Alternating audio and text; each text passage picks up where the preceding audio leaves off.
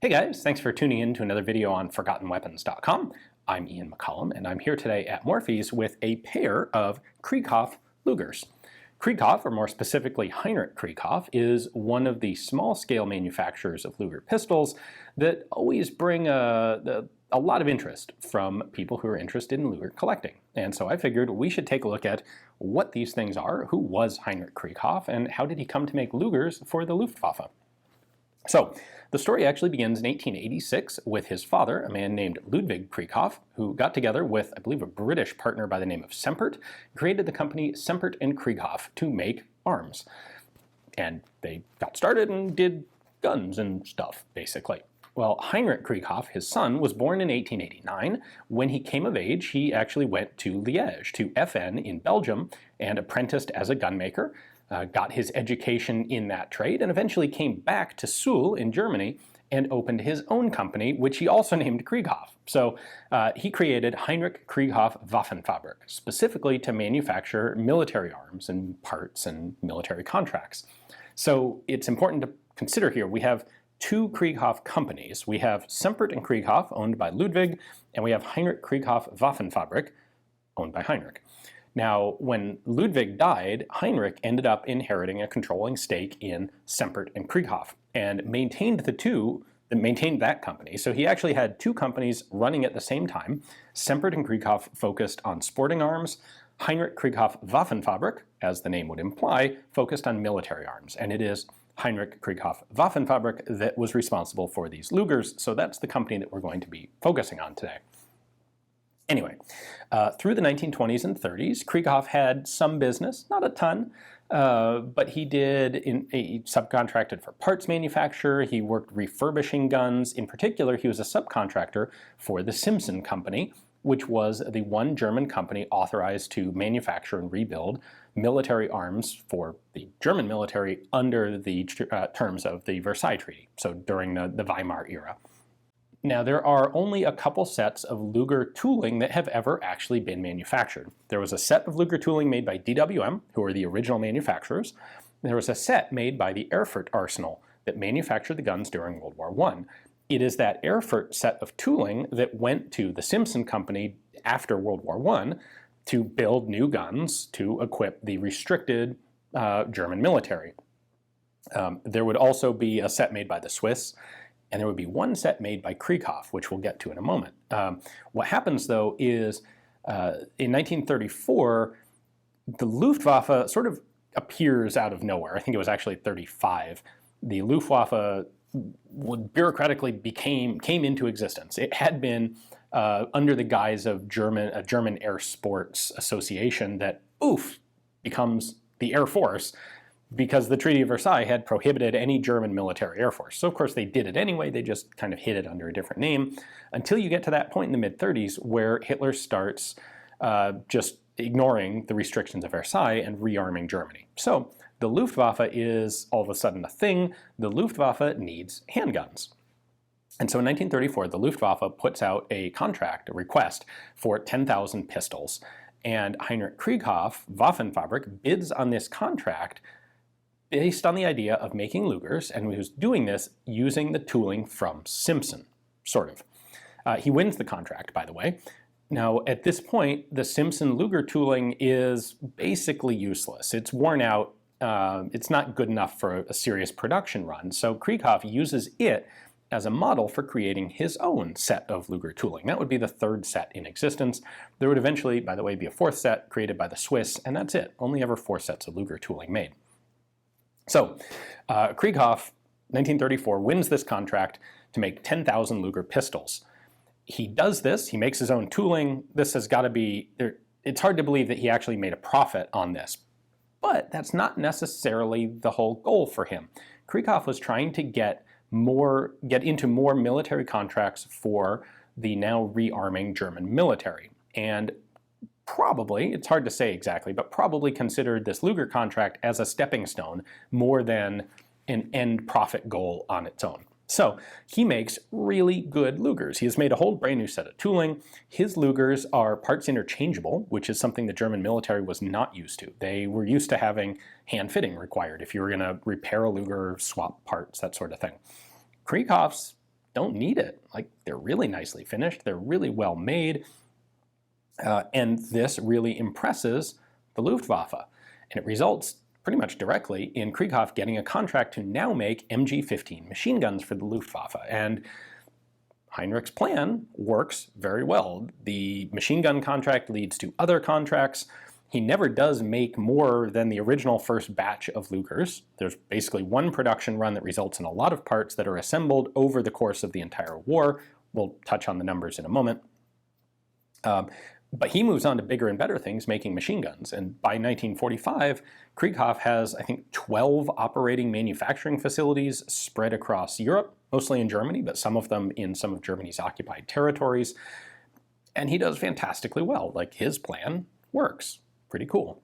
Now, we need to go in and take a look at these two pistols, and we'll talk about how many of these Lugers were made and when. But first, I want to point out, in a bit of irony, at the end of World War II, Sul is in the Soviet zone of occupation, and the Soviets will actually tear down the plant in 1947, and they, of course, took all of the Luger tooling out first and transported it, ironically, back to Simson, which is now under the name of the Erst-Tallman Works. And that tooling goes back to the original Simson factory, where it's used to produce Lugers for the German Volkspolizei under Soviet rule, or under East German rule. So, interesting what happens with these sets of tooling. At any rate, let's take a closer look at the guns themselves. Krieghoff's original contract was for 10,000 guns, but he actually manufactured a total of 13,825. Some of that overrun was for commercial sales, some of it was just in case or to account for production scrap, parts that weren't quite up to tolerance, and part of it was because he anticipated that there might be a follow-up request for more guns after the initial delivery. And in that guess, he was correct. There was, in fact, an additional request by the Luftwaffe. So, the initial contract of 10,000 were delivered between 1935 and 1937, mostly 36 and 37. The initial 1935 guns use a code, S, as a code for 1935. Once they hit 1936, they started using actual dates. Initially just 36, and then a full 4-digit 1936 code. 1936 date instead of a code. So this is a 1936 gun. All of Krieghoff's guns are marked with their logo and name. Kreighoff of Sul, and that HK and their cool kind of sword and anchor logo. These don't have quite as many serial numbers as it's like the DWM production guns, but you will find them on the barrel extension there, and on the bottom of the frame as well, and on the magazine. That's nice that actually both of these pistols have matching magazines. You may notice the plastic grips here, and our other pistol has black plastic grips on it. That is something that was adopted later than this by other manufacturers, but Krieghoff used plastic grips from the very beginning, so that's correct and appropriate. And because these guns went to the Luftwaffe instead of the regular army, they have Luftwaffe proof marks on them, acceptance marks. So it's a little bit of a different style of eagle. This is an LWA2 acceptance mark down in there. And that's what you will expect to find on a correct Krieghoff pistol. So that accounts for our first 10,000 guns. Now, there would be another 2,000 that were provided to the Luftwaffe between 1940 and 1944.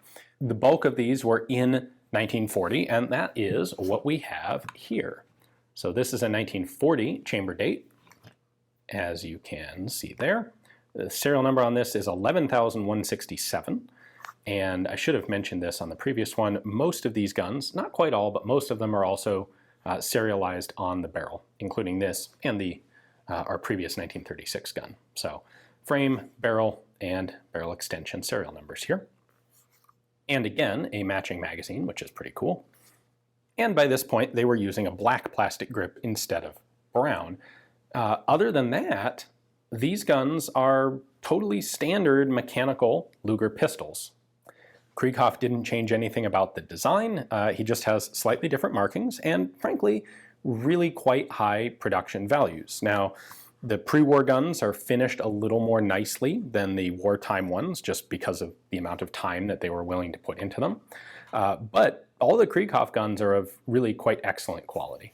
And it's important to remember that these parts were manufactured before the war, all of them. So the surface finish suffers a little bit over the course of the war, but it's not like they were reducing the standards of parts manufacture, because all of that had already finished by 1937. Standard magazines for these, nothing different about those. Now, I did mention a total of 13,825 guns. 12,200 of those went to the military, and then there were 1,625 that were sold on the commercial market, because the commercial market for pistols did continue to exist in Germany during World War II. There wasn't a lot of it, but there were officers who could buy their own handguns. Party officials could buy handguns. Various other people with the right connections could buy handguns. And there was a little bit of that production that was authorized for the civilian market. So this did happen. There are, in particular, a small number of engraved platinum-plated Kreighoff Lugers that are actually quite well documented. And I have a video on one of those that I'll link at the end of this if you're interested in it. But in general, what we have here are just very nice production, wartime P08 Lugers with a unique manufacturer's mark on them. I think it is also important to discuss briefly who used these pistols. When people hear that, these are Lugers for the Luftwaffe, you think, Luftwaffe? Airplanes? Like pilots. You know, you got German fighting aces flying around with fancy, very nice Lugers in their holsters in case they get shot down, right? Well, no, not really, actually. There were a whole wide variety of pistols that were used by the Luftwaffe, because the Luftwaffe incorporated a whole lot of things beyond fighter aces. Obviously, there were tons of bomber crews, reconnaissance aircraft, but more importantly, the Luftwaffe also incorporated air defense units, which are ground units. They also, of course, had paratroopers. They had, at the end of the war, there would be Luftwaffe infantry detachments that were just used as plain infantry, but they legitimately had hundreds of thousands of men in anti-aircraft batteries on the ground, and those guys also got sidearms often. You know, if you're an aircraft battery crew, it's maybe more effective for you to have a handgun than a rifle, because how likely are you to actually run into enemy soldiers? And those are the people who tended to get Lugers. You'll see them a lot with Fallschirmjäger, with paratroopers. The pilots themselves, the guys you might think about flying around in Messerschmitts, they tended to prefer a much smaller pistol because the chances were very small that they would actually have any use for a pistol. And it was way more convenient to have something like a PPK.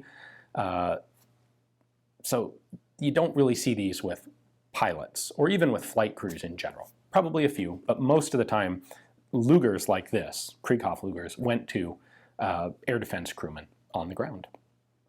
So, as I said at the beginning, these are quite scarce guns. Obviously, the production was pretty limited, and a lot of them were lost in various ways during World War II, and they've always been a very interesting subset for collectors. So hopefully you enjoyed the video, learned a little bit about what they are and why people think they're neat. Thanks for watching.